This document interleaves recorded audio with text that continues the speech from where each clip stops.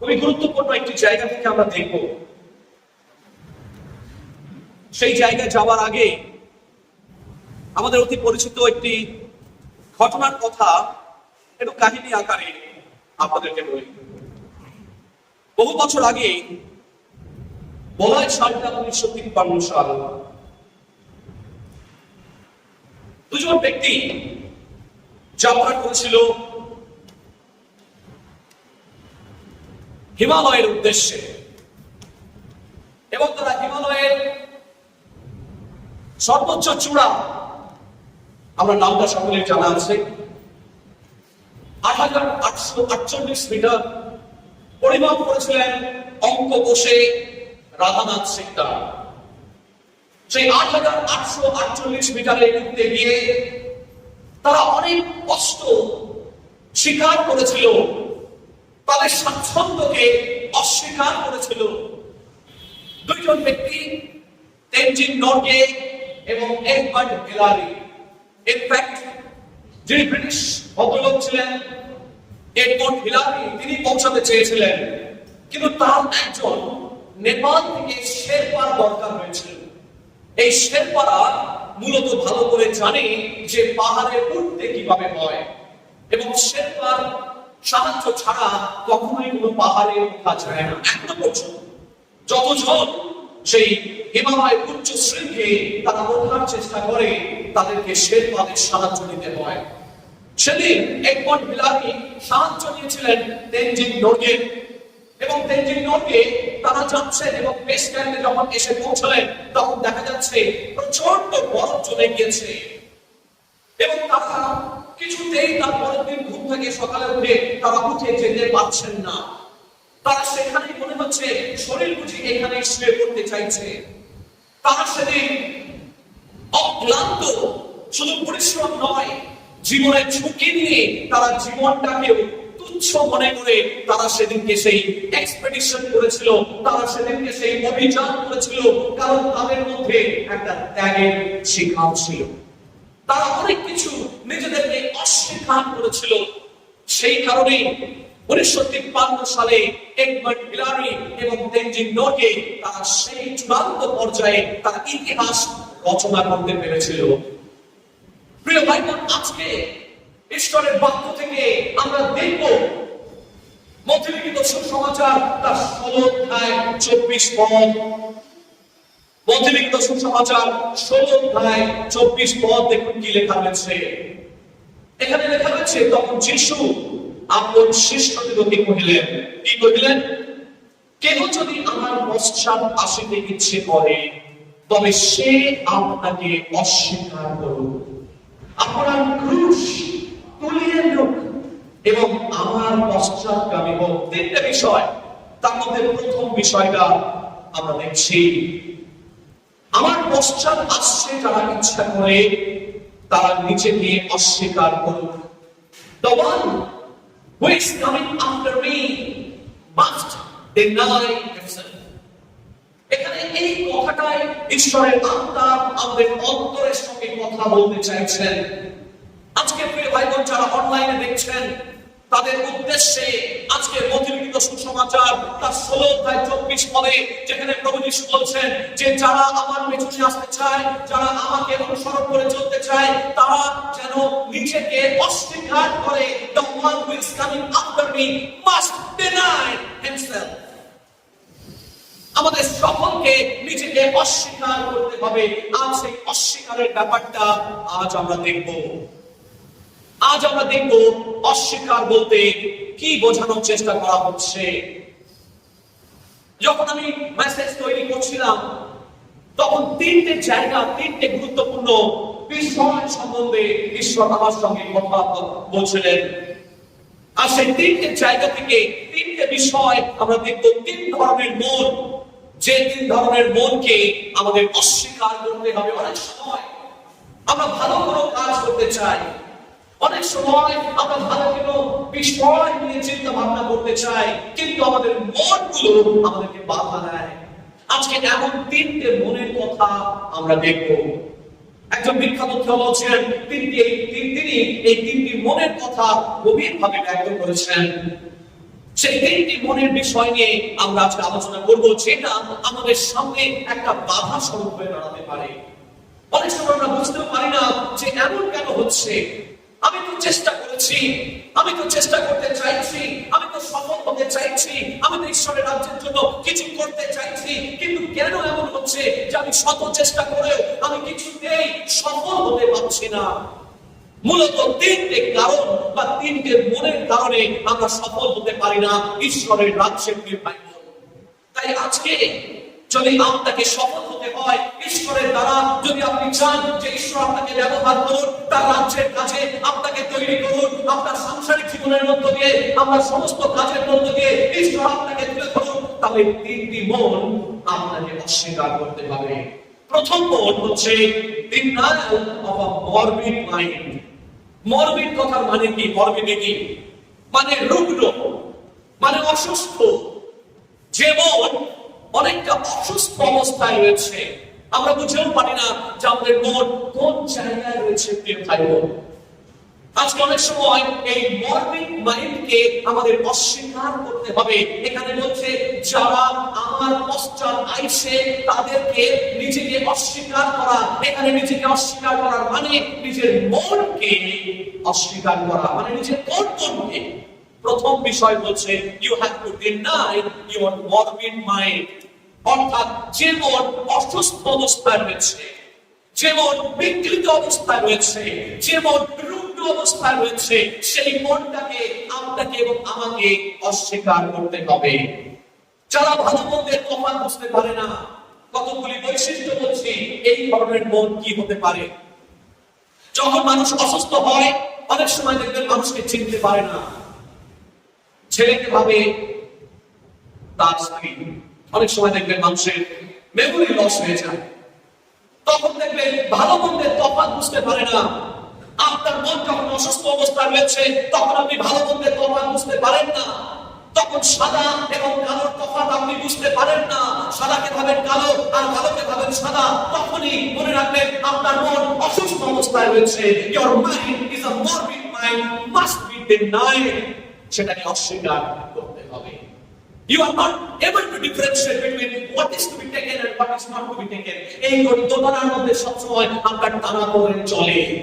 আপনি বুঝতে পারেন না কোনটা আমি গ্রহণ করব, কোনটা ত্যাগ করব, কোনটা নেব, কোনটা ত্যাগ করব, কোনটা সাদা, কোনটা কালো, কোনটা গ্রহণযোগ্য, কোনটা গ্রহণযোগ্য নয়। আপনি বুঝে উঠতে পারেন না। মনে রাখবেন এই বৈশিষ্ট্যটি হচ্ছে আপনার অসুস্থ মনের, সেই মনটাকে আপনাকে ত্যাগ করতে হবে। যারা অনেক সময় দেখবেন নিজের ভুল নিজেই করে নিজেই নিজের বিপদ ডেকে আনে, বুঝে উঠতে পারে না ফিউচার কনসিকুয়েন্স কি হতে পারে।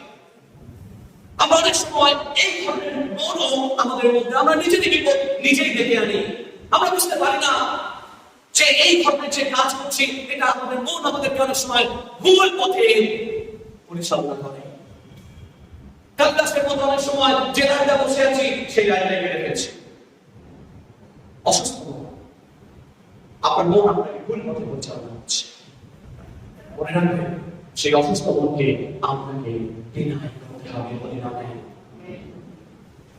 যদি সেদিন রাজা দাউদ যদি ওই অসুস্থ মনের দ্বারা পরিচালিত না হয়ে যদি ওই বেতশিবার সঙ্গে সেই ভুলটি না করতেন, তাহলে হয়তো ইতিহাসটা অন্যরকম রচিত করতে পারত। কিন্তু তার সেই অসুস্থ মনটাকে তাকে ধাওয়া করেছে এবং সেই অসুস্থ মন দ্বারা পরিচালিত হয়ে তিনি সেই কাজটা করে ফেলেছেন যা তার করা উচিত হয়নি। অনেক সময় আমাদের এই অসুস্থ মনের দ্বারা পরিচালিত হয়ে এমন কিছু কাজ করে ফেলি যা যা করার জন্য আমাদের পরে অনুশোচনা করতে হয়। তাই এই অসুস্থ মনে এবং বিকৃত চিন্তা ভাবনা কতগুলি নিদর্শন আমি এই সাম্প্রতিক আমরা সকলেই জানি। ঘটনাটা টিভিতে দেখেছি, ফেসবুকে দেখেছি এবং ঘটছে, এখন চলছে। যেদিনকে আমাদের প্রতিবেশী দেশ বা প্রতিবেশী দেশ বাংলাদেশের শ্রদ্ধেয় প্রধানমন্ত্রী যখন তিনি পদত্যাগ করলেন, তারপর একটা অদ্ভুত ব্যাপার ঘটনা যেন ঘটছে। আমরা অবাক, আমরা হতবাক, সারা বিশ্ব হতবাক। এবং ফেসবুকে দেখানো হচ্ছে যে কি হচ্ছে, টিভিতে খবরে দেখানো হচ্ছে, কিন্তু সমস্ত জনতা সেই প্রধানমন্ত্রীর সরকারি আবাসনে, মানে সরকারি রেসিডেন্স, অফিসিয়াল রেসিডেন্সে ঢুকে পরে যে জামা পাচ্ছে তুলে নিয়ে চলে যাচ্ছে, কেউ তুলে টিভি তুলে নিয়ে চলে যাচ্ছে। মজার হচ্ছে কিরকম চিন্তা ভাবনা, বিকৃত রুচির চিন্তা ভাবনা। কে টিভি নিয়ে চলে যাচ্ছে, কে ড্রেসিং টেবিল নিয়ে চলে যাচ্ছে, কেউ বড় চেয়ার, সাদা রঙের চেয়ার মাথায় তুলে নিয়ে চলে যাচ্ছে, কেউ ফ্রিজ খুলে খাবার খেয়ে নিচ্ছে, কেউ প্রধানমন্ত্রী যেখানে শুধু সেইখানে শুয়ে পড়ছে জুতো পরে। অনেক কিছু হচ্ছে ঘটনা।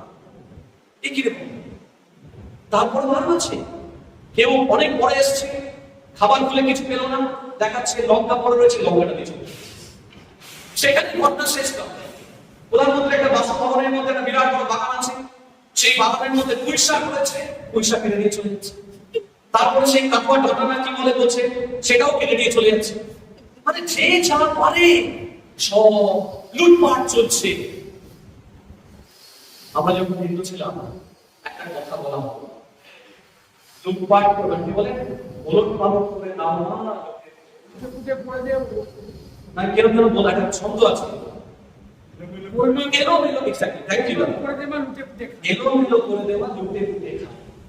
আমার মনে হয়েছিল ওই পথটা এটা বিকৃত মানসিকতার পরিচয়। এই ধরনের মানসিকতা কোনদিন কোন জাতিকে তারা গড়ে দিতে পারে না। সে সরকার বদল হতে পারে, বিভিন্ন পরিস্থিতিতে বিভিন্ন অথরিটি চেঞ্জ হতে পারে, কিন্তু মানুষের মন এই রুচি যদি এই ধরনের থাকে, লুটে পুটে খাবার যদি থাকে, রুচি থাকে, তাহলে সে জাতি কোনোদিন বড় হতে পারে না। ইতিহাস তার প্রমাণ।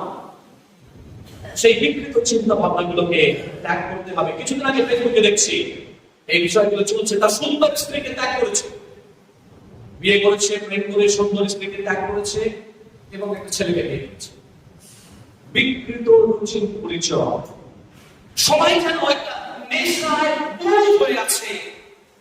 পার্ক স্ট্রিটে গত দুদিন আগে গেছিলাম, গিয়ে দেখি পার্ক স্ট্রিট মেট্রো স্টেশনের সামনে একটা মেয়ে একদম ওপেন, আমারই লজ্জা লেগে গেল, আমি লজ্জিত।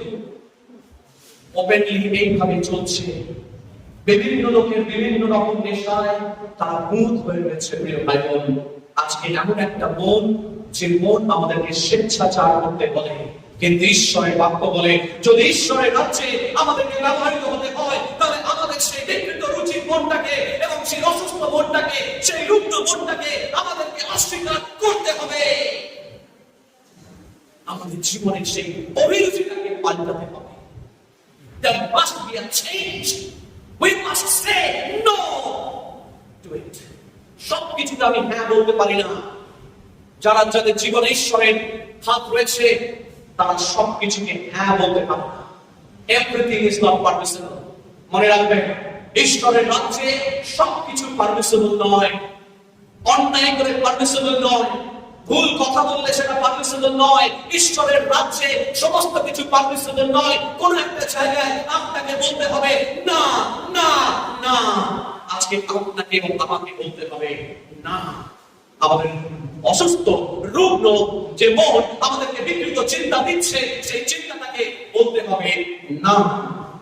দ্বিতীয় বিষয়, যদি ঈশ্বরের রাজ্যে আপনি ব্যবহৃত হতে চান, দ্বিতীয় এক ধরনের মন আছে, সেটা হচ্ছে নিউরোটিক মাইন্ড। নিউরোটিক মাইন্ড কিরকম? হঠাৎ করে রেগে যাওয়া, ক্ষোভ, নেতিবাচক মনোভাব, আমার দ্বারা কিছু হবে না, আমি আজকে এক কথা বলছি, আজকে এক কথা বলবে, কালকে আরেক কথা বলবে। তার মানে সে তার মতে ঠিক নেই, অর্থাৎ সে অস্থির মস্তিষ্ক। আজকে একটা কথা বলছে, কালকে আরেকটা কথা বলছে, পরশু আরেকটা কথা বলবে। সে তার অস্থির চিত্ত। এই ধরনের মনকে বলা হয় নিউরোটিক মাইন্ড, অর্থাৎ অস্থির চিত্ত। এই অস্থির চিত্তের মন সবসময় নিরাপত্তার অভাবে ভোগে। দেখবে এরা সবসময় মানুষের প্রশংসা পেতে চায়, হীনমন্যতায় ভোগে, সর্বসময় মানুষের সাথে এদেরকে ব্যবহার অনেক সময় করে নেয়। তাই আজকে এই ধরনের মন যদি থাকে, মনে রাখবেন ঈশ্বর আপনাকে বলছেন এই মনটাকে পাল্টাতে হবে। বলুন আমেন। ঈশ্বর যখন আপনাকে নিরাপত্তা দেবেন, তখন আপনার নিরাপত্তার অভাবে ভোগার দরকার নেই। ঈশ্বরের নিরাপত্তা আপনার সব থেকে বেস্ট নিরাপত্তা। কোন সৈন্যবাহিনী আপনাকে সেই নিরাপত্তা দিতে পারবে না যদি ঈশ্বর আপনাকে সেই নিরাপত্তা না দেন। আমাদের মূল নিরাপত্তা আসে ঈশ্বরের কাছ থেকে, বলুন আমেন। তাই আপনাকে অস্থির হওয়ার দরকার নেই। কোন বিপদের মধ্যে পড়লে আপনি অস্থির হবেন না, ছটফট করবেন না। আপনি ঈশ্বরেতে নিশ্চিত থাকুন যে ঈশ্বর আপনার পাশে রয়েছে, বলুন আমেন। সদাপ্রভু যদি আমার সপক্ষ হন তাহলে বিপক্ষ কে হতে পারে? সদাপ্রভুর সাহায্য সবসময় আপনার পাশে যেন থাকে, সেই জায়গাটা আপনি চেষ্টা করবেন। সব সময় যেন তার ইচ্ছা অনুসারে চলার চেষ্টা করবেন। যখন আপনি তার ইচ্ছা অনুসারে চলবেন, দেখবেন তিনি আপনাকে সমস্ত বিপদের হাত থেকে উদ্ধার করবেন। তাই কখনোই আপনি অস্থির হবেন না। 3 নম্বর, denial of persecution complex। মানে এটা কি? এক অজানা আতঙ্কে আগে থেকে মানুষ ভয় পেয়ে যায়। অনেকদিন আগে একটা বই দেখেছিলাম, ওইটার নাম কি যেন ভুলে গেছি, আতঙ্ক মনে হয়, সৌমিত্র আছে। এবার সেখানে বলছে, মাস্টারমশাই আপনি কিছুই দেখেন, দেখলো চোখের সামনে একটা খুন হয়ে যেত, যে খুন করছে সে তার ছাত্র, আর যে পুলিশ অফিসার তাকে বাঁচাচ্ছে সেও তার ছাত্র। দেখলো চোখের সামনে খুন হচ্ছে, আর সে বলছে, মাস্টারমশাই আপনি কিছুই দেখেন। এটা বিখ্যাত ডায়লগ। সেই মাস্টারমশাই যখন দেখেছে এবং সেই মাস্টারমশাই মুখ বন্ধ করার জন্য কি করলো, তার মেয়েটার মুখে অ্যাসিড মারল। ঘটনা কি করছে? কেন আমি এই কথা বলছি? কারণ এই ধরনের মন আগেই আতঙ্কিত হয়। আতঙ্কিত হয়ে তারা ভুলভাল কিছু সিদ্ধান্ত নিয়ে বসে এবং যার জন্য তাদেরকে পরে অনুশোচনা করতে হয়। অযথা আতঙ্কিত হওয়ার দরকার নেই, কারণ এই আতঙ্কিত হয় তখনই যখন তার ভরসা ঈশ্বরের উপরে থাকে না, বলুন আমেন। আপনাকে অযথা আতঙ্কিত হওয়ার প্রয়োজন নেই, কারণ মনে রাখবেন ঈশ্বর আমাদের সহবর্তী রয়েছেন। কতজন বিশ্বাস করেন? তাই অযথা আতঙ্কিত হয়ে আপনি নিচে একটা দুষ্ট মন আপনাকে পরিচালনা করছে ভুল কিছু কাজ করার জন্য, আর যখনই সেই ট্র্যাপে শয়তান ফাঁক পেতে রেখেছে, মনের মধ্য দিয়ে শয়তান কাজ করে, দুর্বল মনের মধ্য দিয়ে আপনার জীবনে কাজ করে। এবং অনেক সময় আপনার মন যখন শক্ত নয়, আপনার মন যখন নরম অবস্থা রয়েছে, আপনার মন যখন দুর্বল অবস্থা রয়েছে, আপনার মন যখন ভেঙে রয়েছে, আপনার মন যখন মানসিক অবসাদে ঢুকছে, তখনই শয়তান আস্তে আস্তে পা টিপে টিপে আপনার মনের মধ্যে ঢুকবে এবং আপনার মনকে বিচলিত করে তুলবে। আপনি অনেক সময় আতঙ্কিত হয়ে গিয়ে একটা ভুল পদক্ষেপ নিয়ে ফেলবেন। সেই জায়গায় আপনাকে এবং আমাকে বলতে হবে, আই মাস্ট ডিনাই। আমাকে সেই মনটাকে অস্বীকার করতে হবে। আজকে প্রভু যিশু বলছেন যে যদি তোমরা আমার পেছনে আসতে চাও, নিজেকে অস্বীকার করো। আজকে নিজেকে অস্বীকার করতে হবে। যখন আপনি অস্বীকার করবেন, তারপরে দেখুন আরেকটা জায়গায় লেখা রয়েছে কি, 24 পরের শেষের দিকে, আপনার ক্রুশ তুলিয়া লও। আপনার ক্রুশ তুলে নাও। যখন আমরা অস্বীকার করছি নিজেকে, তার সঙ্গে সঙ্গে আরো একটা জিনিস আমরা করছি, ক্রুশারোপিত মন যেন আমাদের মধ্যে থাকে।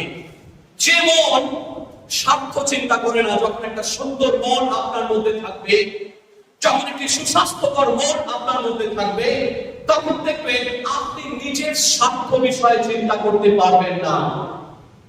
আপনি শুধু নিজের স্বার্থের বিষয়ে চিন্তা করেন না। যে মন অপরকে শ্রেষ্ঠ জ্ঞান করে, যে মন অন্যকে সঠিক পথ দেখায়, যে মন প্রেম ও ক্ষমা দিয়ে ঘৃণাকে জয় করে। জগতের মধ্যে ঘৃণা আছে, থাকবে, মনের অস্তিত্ব যতদিন থাকবে ঘৃণা থাকবে, কিন্তু তাই বলে কি আমি তাকে ঘৃণা করবো? প্রেম ঘৃণাকে জয় করে, বলুন আমেন। প্রেম ঘৃণাকে জয় করে। একটি জায়গায় একটি সিনেমা হচ্ছে এবং সেই সিনেমার মধ্যে দেখানো হচ্ছে গান্ধীর প্রিন্সিপালস। আগামী 15 তারিখ আমাদের স্বাধীনতা দিবস, তাই গান্ধী সম্পর্কে একটু এক কথা না বললেই নয়। সেই গান্ধী সম্পর্কে বইতে দেখানো হচ্ছে যে একজন তার ব্যক্তি প্রত্যেক দিন তার দরজার কাছে পানের পিক ফেলে, এবং গান্ধীর সেই প্রিন্সিপাল বলছে তুমি সেই পানের পিকটা কি করবে? মুছে দেবে। যতবার পানির পিপাসা লাগে প্রত্যেকদিন তার দিকে এসে মুছে দেবে। প্রত্যেকদিন সে করে এইভাবে 1 সপ্তাহ করার পর সেই লোকটার মধ্যে প্রতিদিন পানির পিপাসা, প্রতিদিন পানির পিপাসা, তার মনের মধ্যেও একটা কাজ করতে শুরু করেছে। কি কাজ? যে আমার পানির পিপাসা, এই লোকটা প্রতিদিন পানির পিপাসা পরিষ্কার করে। তখন হঠাৎ 1 সপ্তাহ পর দেখা তার পানির পিপাসা ফেলা বন্ধ হয়ে গেল। প্রিয় ভাই, অহিংস নীতি, হিংসার দ্বারা কখনো হিংসাকে জয় করা যায় না। হিংসাকে প্রেমের দ্বারা জয় করতে হয়, বলুন আমেন। মন্দের পরিশোধ কখনো মন্দ দ্বারা করো না, প্রেমের দ্বারা মন্দকে পরিশোধ করতে হয়। প্রিয় ভাই, আজকে এই জায়গাটাতেই বলছে যে নিজেকে যে মন, আমাদের সেই মনটাকে পরিবর্তন করতে হবে। আমাদের মনটা যে মন হিংসার মন ছিল, সেই মনটাকে আমাদের পরিবর্তন করতে হবে। একটু আগে ভাই মুক্ত গান গাইছিল, পরিবর্তন নতুন জন্মের পরে, পরিবর্তন নতুন জন্মের পরে, পরিবর্তন নতুন জন্মের পরে আমার পরিবর্তন হয়েছে। কি পরিবর্তন হয়েছে? আগে মূর্তি পুজো করতাম, এখন করি না। আগে মন্দিরে যেতাম, এখন চাইছে। আগে ধুতি পাঞ্জাবি করতাম, এখন কোট প্যান্ট টাই। আগে ভেজিটেরিয়ান ছিলাম, এখন মাছ মাংস খাই। এই পরিবর্তন, এটা বাহ্যিক। এইগুলো কোনো পরিবর্তনই নয়। পরিবর্তন হলো সেটাই যখন অন্তরের পরিবর্তন হবে। আপনার হৃদয় পরিবর্তন হবে। পরিবর্তন যদি ঈশ্বর সত্যিকারে আমাদের জীবনে আনন্দ করে ফেলবেন। তাই যে মন অসুস্থ মনকে অস্বীকার করে আপনার মনের মধ্যে সেই নতুন জিনিসগুলোকে নিয়ে আসতে হবে। যে নতুন জিনিস বলবে, আমি অন্যের স্বার্থের দ্বারা পরিচালিত হব না, আমি অন্যের স্বার্থ চিন্তা করব। আমি সেই মনকে নিয়ে আসবো যে মন অন্যের অপরকে শ্রেষ্ঠ জ্ঞান করবে। আমি সেই মনকে, আমি ঈশ্বরের আত্মাকে সাহায্য করবো যেন তিনি আমার মধ্যে উৎপন্ন করতে পারেন। যে মন অন্যকে ক্ষমা দিয়ে ঘৃণাকে জয় করবে, যে মনের মধ্যে জটিলতা থাকবে না, যে মন সরল হবে, যে মন অন্যকে বাঁচাতে চাইবে, যে মন বিনা স্বার্থে কাজ করবে। এই জন্যই যোহন লিখিত সুসমাচারের একটা জায়গায় প্রভু যীশু বলছেন, গম গাছ যদি না মরে তাহলে সে বহু গুণে ফলবান হতে পারে না। গম গাছকে প্রভু যীশু নিজে গমের গাছের তুলনা দিচ্ছেন। সেদিন যদি গম গাছ ওই ক্রুশের উপরে না মরতেন তাহলে এতগুলো গম গাছ তৈরি হতো না, বলো না আমেন। সারা পৃথিবীতে এত গম গাছ রয়েছে কারণ একটি গমের বীজ সেদিন এই ক্রুশের উপরে মরেছিল। আজকে প্রিয় ভাই বোন, আজকে আমাদেরকে যদি গম হিসেবে দেখি, সেই গমকে, আমাদের ভেতরের আমিত্বকে, আমাদের ভেতরের অহংকারকে, আমাদের সেই অসুস্থ মনটাকে আজকে অস্বীকার করতে হবে এবং বলতে হবে, প্রভু আমার সেই অসুস্থ মনটাকে তুমি সরিয়ে দাও, আমাকে সুস্থ করে তোলো। আমি সুস্থভাবে তোমার জন্য বাঁচতে চাই। আমাদের অসুস্থ মনটা বড় অসুস্থ পৃথিবী। কেউ একজন কবিতা লিখেছিলেন, আমাদের পৃথিবীটা বড় অসুস্থ, শুধু স্বার্থ চিন্তা করতে করতে জীবনের এতগুলো বছর কেটে গেল। পৃথিবী ছেড়ে যেদিন যাবো সেদিনকে কি জবাব দেব? যে শুধু নিজের স্বার্থই ভেবে এসেছি, শুধু নিজের ভরণ পোষণের কথাই ভেবে এসেছি, আমি অন্যের জন্য কোনো চিন্তা করিনি। অসুস্থ বড় পৃথিবী। ফিলিপিও 2 অধ্যায় 5 থেকে 8 পদে দেখুন, সেখানে লেখা হয়েছে, সেখানে লেখা হয়েছে প্রভু যীশু নিজেকে শূন্য করিলেন, তিনি মনুষ্য রূপ ধারণ করিলেন, আকারে প্রকারে মনুষ্যবৎ হইলেন এবং ক্রুশীয় মৃত্যু পর্যন্ত আজ্ঞাবহ হইলেন। তিনি নিজেকে শূন্য করিলেন। কথাটার গভীরতা, এটা একটা গ্রিক শব্দ ব্যবহার করা হয়েছে। এটা বহুবার আমি গ্রিকে পড়িয়েছি, বহুবার বিভিন্ন জায়গায় প্রচার করেছি, এবং যে গ্রিক শব্দটা ব্যবহার করা হয়েছে সেটা হচ্ছে কেনোসিস। কথার মানে হচ্ছে টু এমপ্টি, সম্পূর্ণ নিজেকে শূন্য করে দেওয়া।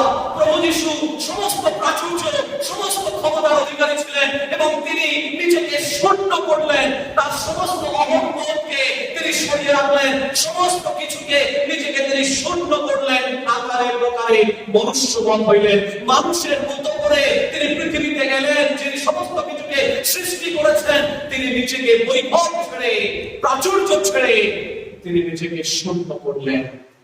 আজকে কতজন শূন্য হতে প্রস্তুত হয়েছে? যদি শূন্য না করেন, ঈশ্বর আপনাকে পূর্ণ করতে পারবেন না।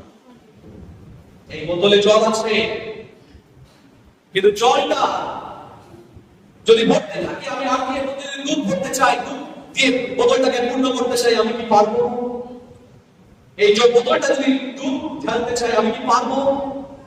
তার আগে কি করতে হবে? এটাকে খালি করে ফেলে দিতে হবে জলটা, এটাকে শূন্য করতে হবে, তবেই আমি দুধ দিয়ে পূর্ণ করতে পারবো। ঈশ্বর শুধু জল দিয়ে আপনাকে পূর্ণ করতে চাইছেন না, আরো বেটার কিছু দিয়ে আপনাকে পূর্ণ করতে চাইছেন, কিন্তু সেটা করতে গেলে আপনাকে নিজেকে আমি খালি হতে হবে। দ্বিতীয়ত, যে জল বা যে বোতল একদম উল্টো অবস্থায় রয়েছে, তাতে কিন্তু ভরা যায় না। ভালো করে দেখবেন, এই বোতলটা উল্টো অবস্থায় রেখে দিলেও কিন্তু আমি যতই আপনি জল ঢালুন, যতই দুধ ঢালুন, যতই ভালো ভালো পানীয় ঢালুন, এটা ঢুকবে না। অনেক সময় আমরা নিজেদেরকে এইভাবে উল্টো করে রেখে দিয়েছি। যাই ঈশ্বর ঠিক না কেন, আমি নেব না। যদি আপনি নিজের অন্তরকে বন্ধ করে রেখে দেন, তাহলে কিন্তু ঈশ্বর আপনার অন্তরকে পরিপূর্ণ করতে পারে। দুটো কাজ করতে হবে, নিজেকে সোজা হতে হবে এবং নিজেকে খালি করতে হবে, তবে ঈশ্বর আপনাকে মধ্যে ঢালতে পারবে, পূর্ণ করতে পারবে। আজকে প্রিয় ভাই বোন, ঈশ্বর বলছেন তোমাদেরকে আমি পূর্ণ করতে চাই। আমি তো fill you to the full। আমি তোমাদেরকে পূর্ণ করতে চাই, তোমাদের মনের মধ্যে আমি ফেলে দিতে চাই, কিন্তু তোমাদের ওই তিনটে মনকে তোমাদের অস্বীকার করতে হবে এবং ক্রুশীয় মনকে ধারণ করতে হবে। তখনই তোমরা ব্যবহারযোগ্য হয়ে উঠবে। যে মন নিজেকে শূন্য করতে পারে, সেই মনেই তিনি পূর্ণ করবেন। বলুন আমেন। যে মন নিজেকে শূন্য করতে পারে, সেই মনেই তিনি পূর্ণ করবেন। যদি আপনি নিজেকে শূন্য করতে পারেন, ঈশ্বর আজকেই আপনাকে পূর্ণ করবেন। ইন্দোনেশিয়ার একটি ভাষা রয়েছে, গতকাল পড়ছিলাম কিছু ভাষা, ইন্দোনেশিয়ান ভাষা, চাইনিজ ভাষা, তারপরে জাভা, সুমাত্রার কিছু ভাষা আমি পড়ছিলাম। তার মধ্যে একটা ভাষা হচ্ছে গটম রয়ং। আমি বলবো গটম, আপনারা বলবেন রয়ং, ঠিক আছে? গটম রয়ং তিনবার বলবেন, ঠিক আছে? তার একটা মানে আছে, বেশ মজা। আমি বলি গটম, আপনারা বলবেন রয়ং, ঠিক আছে? আসুন আমরা একটু খেলা খেলি। গটম গটম গটম। কথাটার মানে কি? কথাটার মানে হচ্ছে একসঙ্গে ভারী বোঝা বহন করা বলে। গটম রয়ং মানে আমরা ইন্দোনেশিয়ার একটা ভাষা, যে ভাষায় বলছে যে আমরা একসঙ্গে, একা নয়, একসঙ্গে আমরা ভারী বোঝা বহন করব, একসঙ্গে আমরা কাজ করব, একসঙ্গে হাতে হাত মিলিয়ে সমস্ত কাজ করব। এখানে একা কেউ নয়। একটা ছোটবেলায় একটা কবিতা পড়েছিলাম যে সবে মিলি করি কাজ, হারি জিতি নাহি লাজ।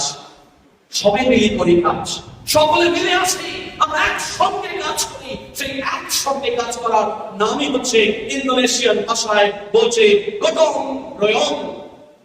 আসুন আমরা ভারী কাজ হলে সেই ভারী কাজটা আমরা করতে পারবো, কারণ আমরা একসাথে করবো বলে। আমেন। যখন সেই মন শূন্য হবে, তখন সেই মনের মধ্যে ঈশ্বর আনন্দ দেবেন, উল্লাস দেবেন, আশীর্বাদ করবেন এবং সেই মনের মধ্যে একতা দেবেন। তাই যদি আজকে অন্যের বোঝা বহন করতে পারি, মান্ডলিক ব্যক্তিগত জীবনে, সাংসারিক জীবনে এবং মান্ডলিক জীবনে, দেখবেন আপনি আশীর্বাদ পাবেন। ব্যক্তিগত জীবন আশীর্বাদ পেলে আপনি আপনার পরিবারের কথা গভীরভাবে বুঝতে পারবেন। পরিবারের কথা বুঝতে পারলে আপনি মান্ডলিক কথা বুঝতে পারবেন। ধাপে ধাপে আপনাকে ঈশ্বর তুলবেন। সুতরাং প্রভু যিশু নিকোদেমকে একটা কথা বলছেন, তিনি বলছেন নূতন জন্ম না হলে স্বর্গরাজ্যে প্রবেশ করিতে পারিবে না। আজকে যদি আমরা স্বর্গরাজ্যে প্রবেশ করতে চাই, আজকে যদি আমরা ঈশ্বরের রাজ্যে ব্যবহার করতে চাই, তাহলে নিজেকে অস্বীকার করতে হবে এবং ওই তিনটি অসুস্থ মন, সেই অসুস্থ মনকে আমাদের ত্যাগ করতে হবে, অস্বীকার করতে হবে এবং খ্রিস্টীয় সেই কুষারোপিত মনকে ধারণ করতে হবে। তখনই দেখবেন আমাদের জীবনে গঠন বাস্তবায়িত হবে, মানে একসাথে কাজ করা মানসিকতা তৈরি হবে। আসুন আমরা জানি এবং একটা গান হবে, আর সেই গানের মধ্যে দিয়ে আমরা প্রার্থনায় যাব।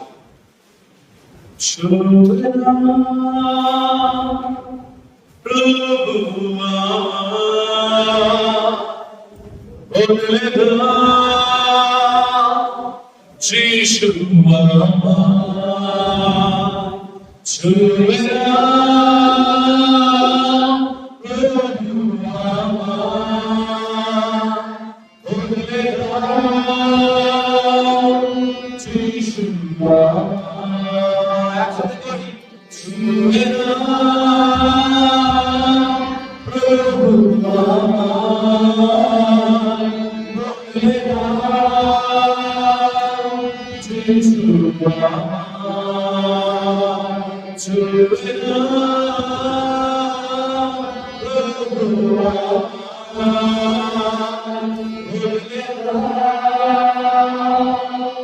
Jesus.